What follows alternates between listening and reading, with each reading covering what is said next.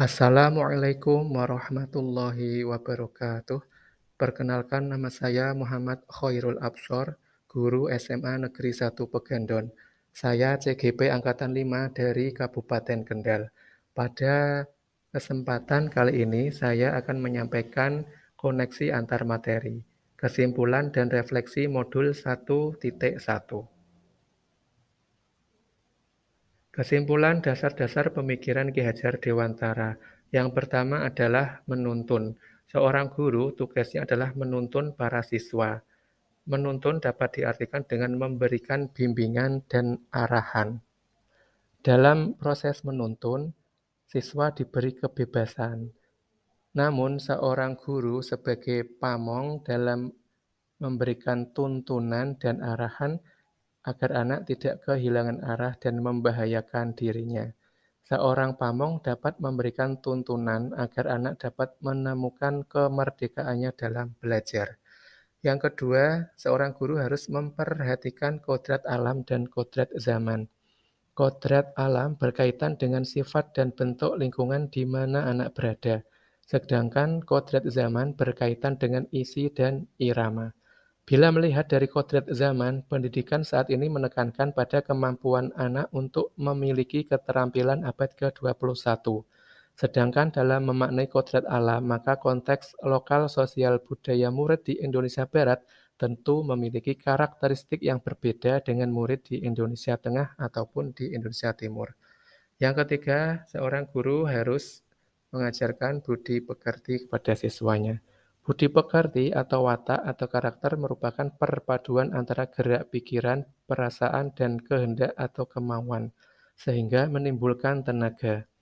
Budi pekerti juga dapat diartikan sebagai perpaduan antara cipta atau kognitif, karsa atau afektif, sehingga menciptakan karya atau psikomotor. Budi pekerti merupakan keselarasan atau keseimbangan hidup antara cipta, rasa, karsa, dan karya. Jadi seorang siswa itu harus bisa memadukan ketiganya agar mempunyai budi pekerti yang luhur ketika di dalam sekolah maupun di luar sekolah.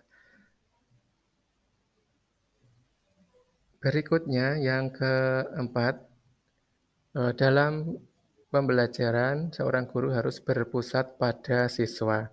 Karena yang diajar adalah seorang siswa dengan berbagai macam karakter dan berbagai macam minat dan bakat masing-masing, maka seorang guru harus bisa menggunakan model pembelajaran yang berpusat pada siswa, tidak hanya melakukan ceramah saja, yang penting hanya menyampaikan materi saja sampai selesai. Tetapi seorang guru harus bisa mengelola kelas sehingga pembelajaran bisa berpusat pada siswa lebih menyenangkan dan lebih bermakna. Yang kelima, seorang guru diibaratkan seperti seorang petani, sedangkan siswa diibaratkan seperti biji tumbuhan yang disemai atau ditanam di lahan yang telah disediakan. Jika biji itu kurang bagus tetapi diolah atau ditanam dan diberi pupuk dan mendapatkan sinar cahaya yang matahari yang bagus, maka biji tumbuhan itu bisa tumbuh dengan baik. Namun sebaliknya, walaupun biji tumbuhan itu adalah biji yang unggul, tetapi tidak diperlakukan dengan baik oleh Pak Tani, maka bisa jadi biji tumbuhan itu tidak bisa tumbuh dengan optimal. Berikutnya adalah refleksi. Refleksi yang pertama, apa yang saya percaya tentang murid dan pembelajaran di kelas sebelum mempelajari modul 1.1. Sebelum mempelajari modul 1.1, yang pertama saya belum memperhatikan kodrat anak, masih menganggap bahwa semua siswa itu sama, sehingga saya memperlakukan mereka dalam proses pembelajaran tidak dibeda-bedakan. Padahal hal itu kurang tepat karena seorang guru harus memperhatikan bakat dan minat dari masing-masing siswa. Yang kedua, saya belum menerapkan prinsip belajar sambil bermain. Karena saya kemarin menganggap bahwa anak pasti akan lebih banyak bermainnya daripada belajarnya, sehingga belum saya terapkan. Yang ketiga, pembelajaran belum sepenuhnya berpusat pada siswa, karena saya menganggap bahwa guru itu menjadi kunci dalam pembelajaran sehingga perlu, eee, diatur semuanya oleh guru sendiri tanpa, melibatkan siswa. Yang keempat, saya masih mengedepankan aspek pengetahuan sehingga dalam menyampaikan materi, saya yang penting materinya selesai begitu tanpa memperhatikan aspek yang lain. Refleksi yang kedua yaitu apa yang berubah dari pemikiran atau perilaku saya setelah mempelajari modul ini. Setelah mempelajari modul 1.1, saya beranggapan bahwa seorang guru harus mengedepankan budi pekerti siswa dalam pembelajaran.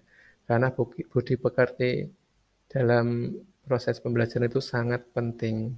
Seorang siswa harus mempunyai budi pekerti untuk keberhasilan mereka ke depannya. Yang kedua, siswa itu mempunyai minat dan bakat masing-masing, sehingga dalam pembelajaran perlu dibedakan perlakuannya dari bakat dan minat yang berbeda-beda. Yang ketiga, eee, kodrat anak itu adalah bermain, sehingga, perlu diadakan pembelajaran sambil bermain atau bermain sambil belajar. Yang keempat, dalam pembelajaran itu harus berpusat pada siswa, karena kita harus, eee, menuntun siswa untuk menemukan kodrat yang ada pada dirinya. Sehingga ketika pembelajaran berpusat pada siswa, maka kita bisa menggali potensi dalam diri siswa. Berikutnya, refleksi yang ketiga, apa yang dapat segera saya terapkan lebih baik agar kelas saya mencerminkan pemikiran Ki Hajar Dewantara. Yang segera saya terapkan yang pertama adalah menerapkan merdeka belajar dengan melaksanakan asesmen diagnostik untuk mengetahui minat dan bakat dari masing-masing siswa. Yang kedua, saya harus melaksanakan pembelajaran berdiferensiasi. Dari asesmen diagnostik, maka saya bisa melaksanakan pembelajaran berdiferensiasi sehingga anak tidak merasa menjadi beban ketika dalam belajar karena masing-masing anak diperlakukan berbeda sesuai dengan minat dan bakat masing-masing. Yang ketiga, saya akan membuat kesepakatan kelas, agar anak bisa mentaati kesepakatan yang sudah mereka sepakati bersama. Yang kedua, saya akan melaksanakan pembelajaran berpusat pada siswa, yaitu dengan menerapkan pembelajaran yang menyenangkan dan mempercayakan kemampuan siswa dalam memecahkan masalah melalui diskusi. Mungkin akan lebih banyak diskusi untuk siswa agar bisa menemukan kodrat yang ada pada dirinya, bisa menyampaikan pendapat mereka sehingga bisa menuntun para siswa untuk menjadi lebih percaya diri dalam menyampaikan pemikiran mereka masing-masing. Yang berikutnya yang akan saya terapkan adalah bermain sambil belajar. Dengan cara saya akan berusaha membuat permainan dalam proses pembelajaran walaupun permainan itu adalah permainan konvensional atau tanpa menggunakan teknologi. Dan juga bisa permainan dengan menggunakan HP sesuai dengan kodrat zaman mereka. Yang keempat, melakukan refleksi berkelanjutan, yaitu dengan melakukan refleksi di akhir pembelajaran agar mengetahui sejauh mana kelebihan dan kekurangan dalam proses pembelajaran, seperti metode yang digunakan, materi yang digunakan. Hal ini untuk melaksanakan pembelajaran ke depannya agar lebih baik daripada pembelajaran yang sudah dilakukan. Demikianlah tadi koneksi antar materi, antara kesimpulan dan refleksi dari modul 1.1. Kurang lebihnya mohon maaf. Terima kasih. Wassalamualaikum warahmatullahi wabarakatuh.